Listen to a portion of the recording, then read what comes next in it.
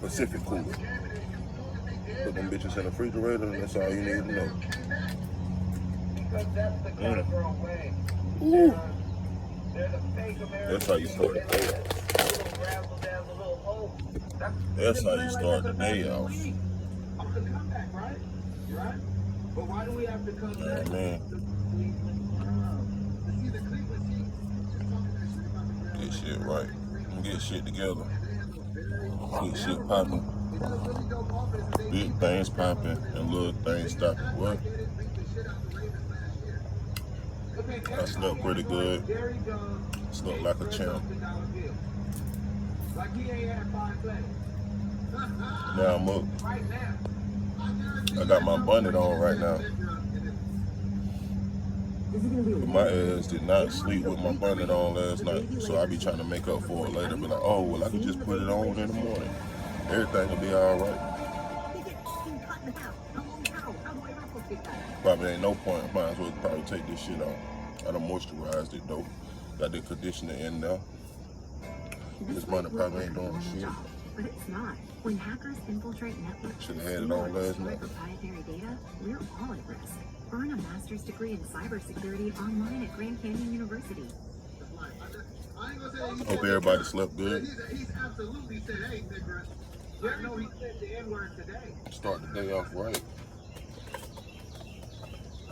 Drink your water, stay hydrated, eat your fruit. You know what I mean? I got myself some Sun Gold New Zealand kiwis. Them gold kiwis busting. It's just a pain because you gotta peel them bitches. I don't feel like doing all that right now. So I eat some of these in a little bit. My 2 kiwis, Sun Gold New Zealand. You know how we start the day off though.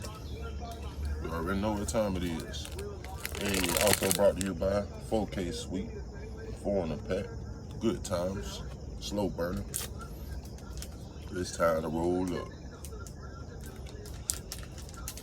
It's so crazy. So that's what we got going on today. I see what they was talking about. Donald Trump was up there standing on the podium about to damn near pass out while he up there struggling to breathe. I seen the video. That man was out there out of breath. Man looked like he just ran a 100-meter dash up there. Trust me, when a man start breathing like this, boy, it's bad. We hurting, we ain't feeling right, something ain't right. Oh, it's about to be that time. When we breathing like that. While we grabbing on to something, oh yeah, best believe it's bad. So it's tough at the same time, and it's horrible because it's like, damn, it's like no sympathy for dude. I ain't got no sympathy for dude. And I know if I ain't got none, and I usually one of the most sympathetic people I know. And I know a lot of people, and it's just majority ain't got no sympathy for dude. And you know what though? Should you have some? Should you have to have sympathy for somebody that ain't had no sympathy for you ever? Because truth be told, I don't think that the pandemic and the outbreak would be this bad if it wasn't for Donald Trump's poor leadership skills. So that's crazy, man. That's just my opinion. Like, what kind of motherfucker sitting up there in the White House and you want to do everything you can to upset the people? You're doing everything you can to make your boys feel good and be comfortable. The 1% straight. They ain't tripping. I ain't heard Bill Gates complain one time about Donald Trump. I ain't heard none of them motherfuckers really complain about Trump. So they are all right, apparently.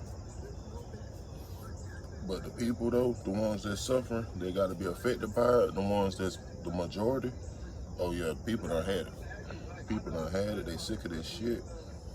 The Senate done decided to go on vacation again or some shit for the next 2 weeks because somebody got sick. Like, yeah. I don't know what's going on. Hopefully it ain't Revelations. Revelations, the good book. A lot of people need to turn to it. Shit start to get unleashed and opened up. We got people opening up coffins that's 20,000 years old. Y'all see that video? of the dude, of the people. It's a video. Go look it up. It's a video where they opened in a coffin that's about 20,000 years old for the first time. And even worse, it's a dude standing right by the coffin waiting for it to open. No mask on or nothing, just ready to breathe the coffin out. Come on, bro. Ain't no way. Ain't no way. I wish I would. It's just crazy. And that seems like something that should be run through us. How the fuck the government get to just dig up something? Y'all just digging up stuff. Just digging up anything. We ain't got no say so. Cause what if you dig up something and you open up something and now it's unleashed into the atmosphere and now everybody down for it? That ain't cool at all. We the people need to have a say so in everything that go on. It ain't no archaeological teams and shit like that should exist without us saying, nah, bro. Y'all over there in Egypt digging up old sarcophagus and stuff like that and valuable so y'all can get rich off of it. Leave that shit where it's at and how it is.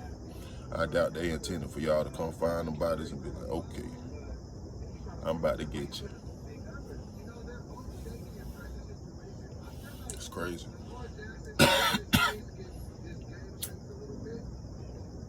Cam Newton, goddamn coronavirus.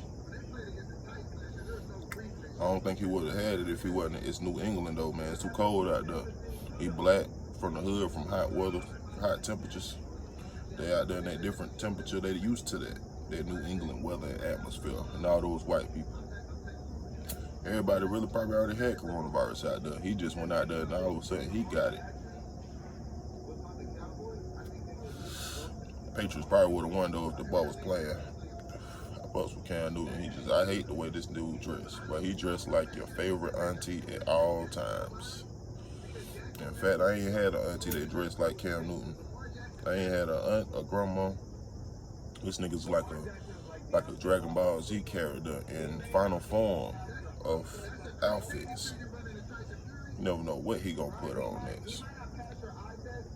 You never know. This nigga wear a styrofoam cup for shoes. Some red bottom styrofoam cups. Anything. I just can't stand them hats. I can't stand them hats. Church hats. But when it comes to skill and ability, if we're just talking about that, the boy got talent. Everything else, I don't know what is going on. He got his rabbit mind. And you can tell Cam I said that myself. Shit, he ain't vouched for me when I came out there to try out for the Panthers, so tell the nigga he can't dress. He dressed like a toddler that get to put on their old clothes.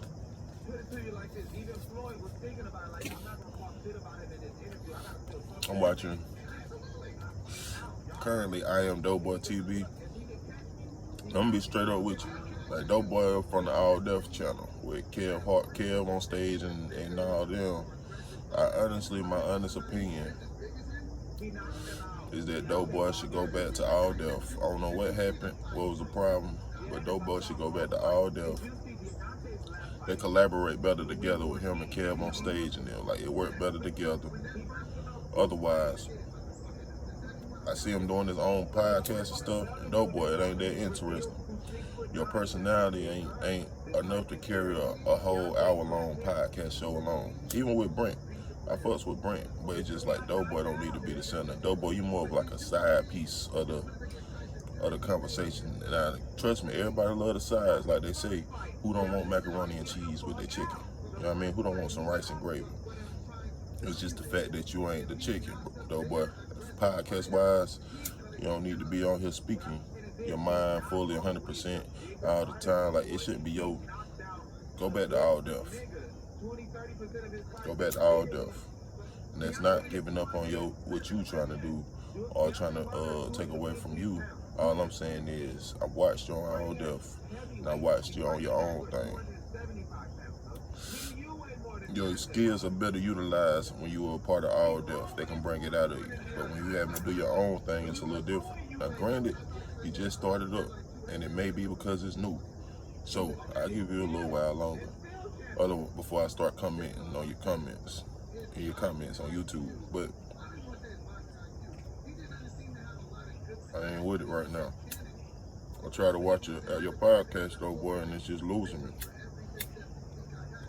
Ain't even that y'all just trying to be 100% too serious all the time. It's just that y'all ain't got the right personality balance. You know what I mean? So you need to figure out what y'all got to do to get the right personality balance on the show.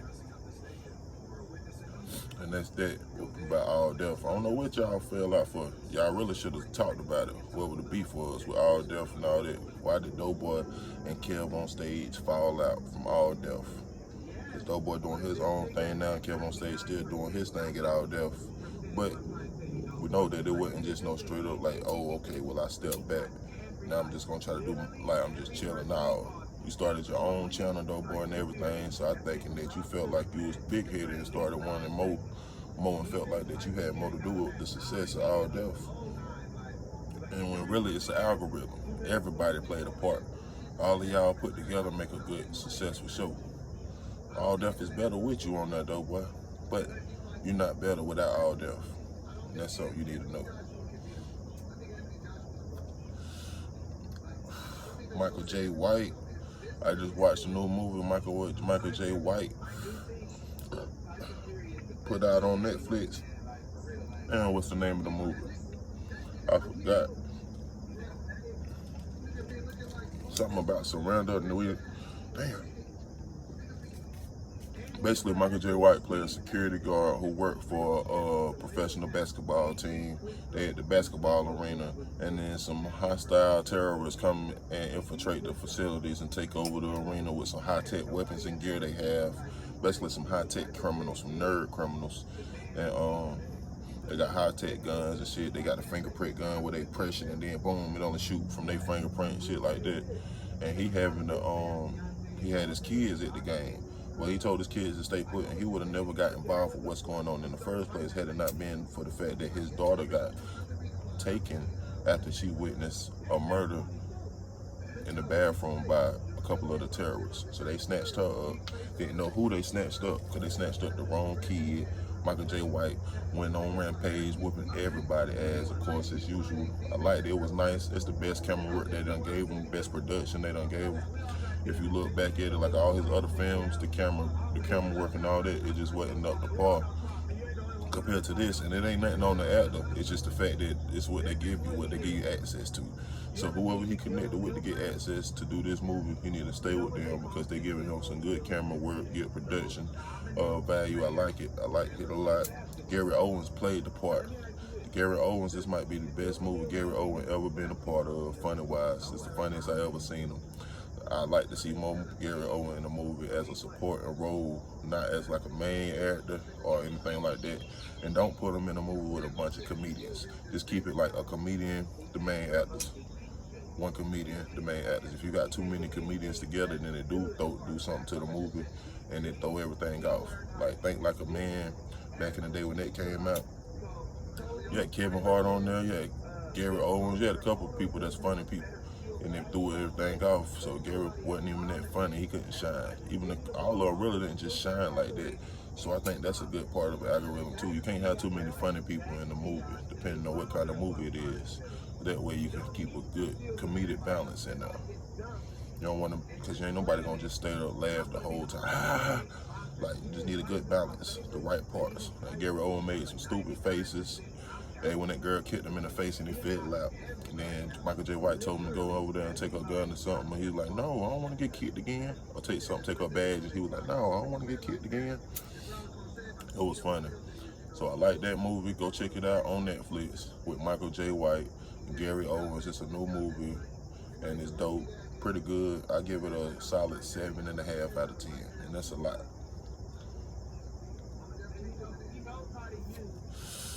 Next, I talk about my Dallas Cowboys.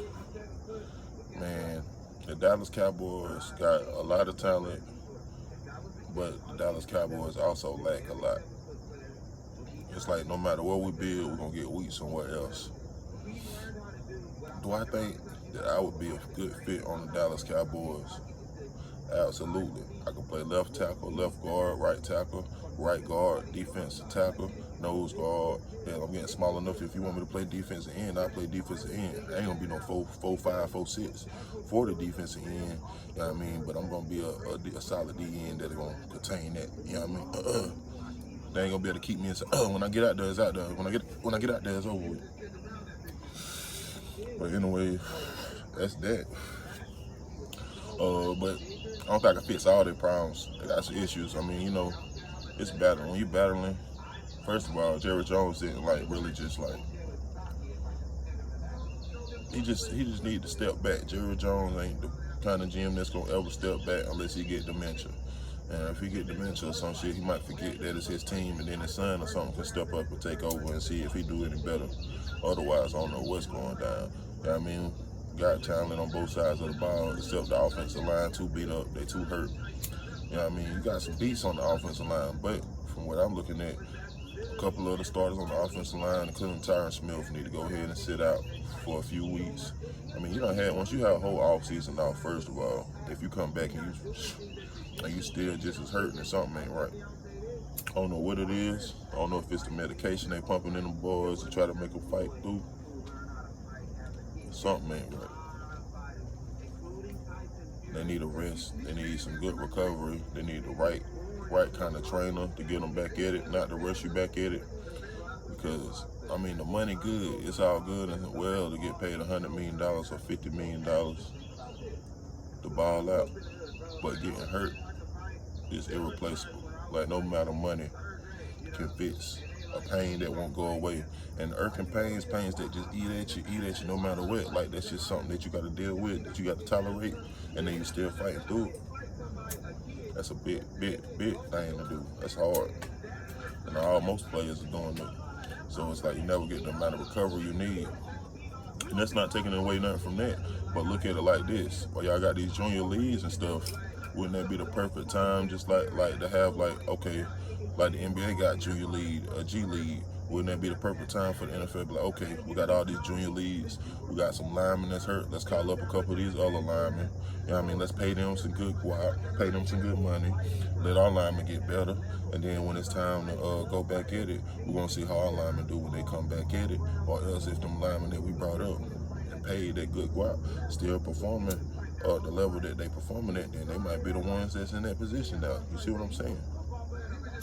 So it's a lot of ways that I think it could be improved in regards to making sure it's a safer game. You know what I mean? Of course, a couple players might lose out on some money, but there's so much money involved in it that it ain't. That it's just that it's only what we know about. They're making too much money for it not to be a higher salary cap, and for more players not to have a potential to get inside and play. Football is a dangerous game, you know what I mean? Imagine you got one person lined up against one person the whole time, the whole game, head to head, the whole game. Sooner or later, you're gonna get tired and hurt. Now you got another game coming up, ouch, you already tired and hurt, but you still going head to head. Then the third game come up, y'all is beat up. Now imagine by that third game come, or when that fourth game come up and you beat up, then they pull up the other man, be like, all right, we know this, we know our man tired, let's get him this game off, get rejuvenated, boom, pull up the other man fresh. Even though this man might be out there wore out, this man fresh, why this man, it's gonna make the guy that's supposedly less talented look like he got all the talent in the world because he rejuvenated, he fresh, he still know how to play the game, you know what I mean? And he's steady learning, and he not hurt.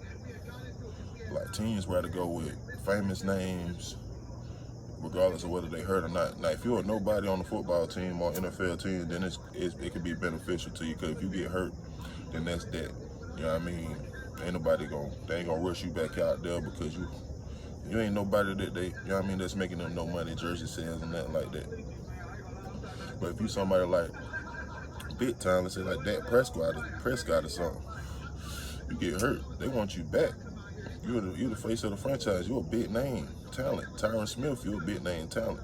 They're gonna do what they gotta do to get you back out there. On the any means necessary. They paying you that money, so they want you out there. But somebody else that ain't really getting paid much or nothing, that ain't no big face name, he could have just as much talent. But because he ain't bringing in all the fans, like the fans like straight up want to come, like, ooh, I want to go see such and such. Then it make it different, make it harder. It's easier on the person that ain't got it like that. In that case. But anyways, though, Dallas Cowboys, sign your boy.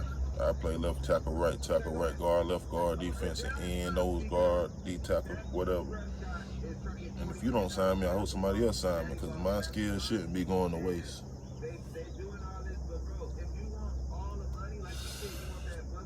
I'm a beast, but I'm gonna keep working out my body and my mind. I'm gonna stay balanced, and I'm gonna let the rest do what it's gonna do. You know what I mean? It's gonna settle itself. What's meant for me is gonna be for me, and that's gonna happen regardless. That's gonna happen regardless. Hey, what we got next? Hey, we got Nicki Minaj. I'm gonna be honest with you about the Nicki Minaj situation. It's hard for me to even support Nicki Minaj and have much love for her. And they go the same along with a lot of these rapper dudes out here too. I don't got much love for Tory Lanez or support Tory Lanez. I mean, he'll cornball as far as I'm concerned. First of all, like, when I said Nicki Minaj's name first, just in regards to that, it don't take away from her being talented. She's very talented. One of the most talented women to ever grace the musical charts. Now, putting talent aside, her brother being a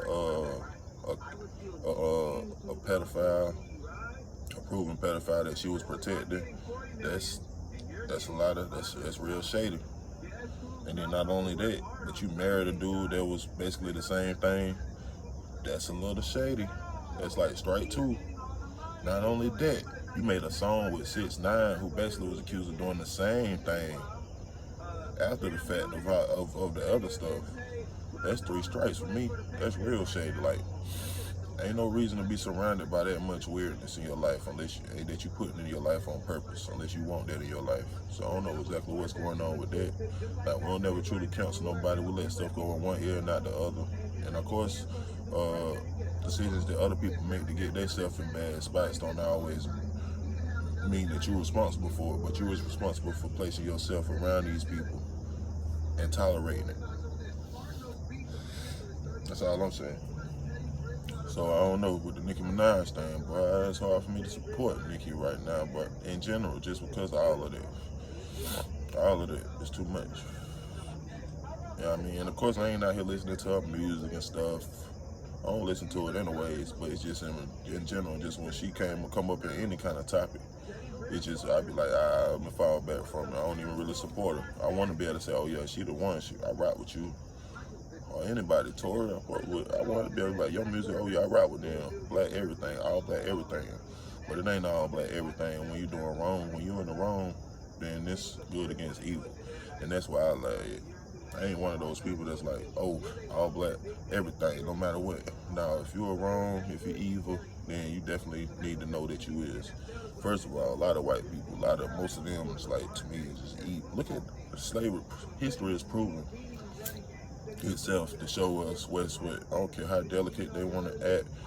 White people be out here making songs about sunflowers and stuff. That's because they got to experience every aspect, every part of everything. They got to experience everything from the delicate side to the rough side, from murdering, torturing, killing, and raping, and pillaging, to just laying in the ground looking at sunflowers and dandelions and stuff. So, you know what I mean? It's just, it be a different buzz when it comes about, like, I don't even like the comparisons. It's good against evil at the end of the day, but when we talk about the stuff that we know of and the stuff that has happened, then everybody should know the common sense of it, like the basis of it. We ain't the ones out here causing the problems and had caused the problems from the beginning of time. We know who's caused the problems, and it's the fact that they're not owning up to it. Like, why we ain't got reparation yet? Now that we know that they had the money to pay us reparation back, we ain't even worried about reparation. Like, it ain't a big enough fuss. You see what I'm saying? Like, the American people, all the people in general suffering, they need help. But we talking about particularly us in our situation, and every time we bring up reparation, somehow it get moved on to another subject and topic, and I don't like that, because it's like, yo, that's important. Like, we didn't put ourselves in this struggle. I don't care what y'all want to look at and say, like, look, man, you can come out of it. It's a land of opportunity.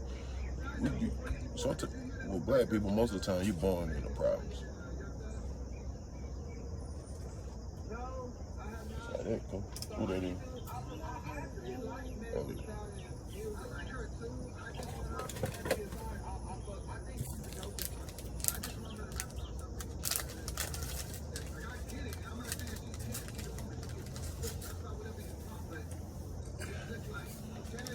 Yeah. And then what we got next? What we got? Oh yeah, Chappelle. I ain't heard nothing from my boy Dave Chappelle.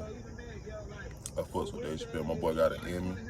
He probably chilling. He ain't worried about nothing. What do an Emmy give you anyways? Do you get paid for having an Emmy? Like, do you get a lot of money just for getting an Emmy? Is it like a tax write-off or something that you get for getting an Emmy, or is it just like an award?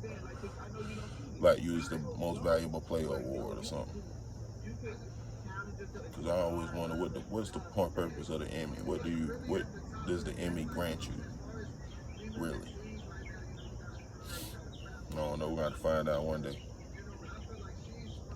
Anyways, I'm going to wrap this one up. I'm chilling on this gas, watching TV. Hope everybody have a blessed and peaceful day. It's Wednesday, October the 6th. And I'll probably drop another little cast in a few. Probably either, I don't know what I'm going to do. I'm going to do something. Might do a little skit. Just start off, get my feet wet. But y'all stay up. Like and subscribe to all my videos, please, of course. Yeah, if it's a topic or anything in particular you want to hear about, want me to talk about, touch on, you let me know. It's still a learning process. I could talk all day probably. I just don't be wanting to run it all day. Shit take a long time to upload, so we're gonna start covering more things. It's gonna get better slowly but surely. It's in my little man cave tent zone. That's why you see me out here doing my podcast episodes, so I can be out here chilling, relaxing in my own zone, blowing the gas. I don't want to blow the house up, smoke. But if you got feel inclined to, I always make sure you know that you can hit my cash app. $ Gabriel Kurtz. Hit the cash app if you want to. You can send 50 cents, send $1, $2, $100, $1,000, whatever your heart tell you to do. You know what I mean? You never know, this might grow into something big. I might be in a building one day doing this shit. You never know. I know it's a lot of podcasts, but it ain't a lot of 6'7", 350-pound niggas talking about shit. The kind of stuff that I go through. Like hitting my head on stuff every day. You never know what you gonna walk through and hit your head on. I done hit my head on nails. I done hit my head on everything. Fitting in the cars you ain't supposed to be in. Trying to squeeze out of cars. Breaking desks in high school just for sitting there being too heavy. All kind of stuff big dudes go through. I can talk about it all.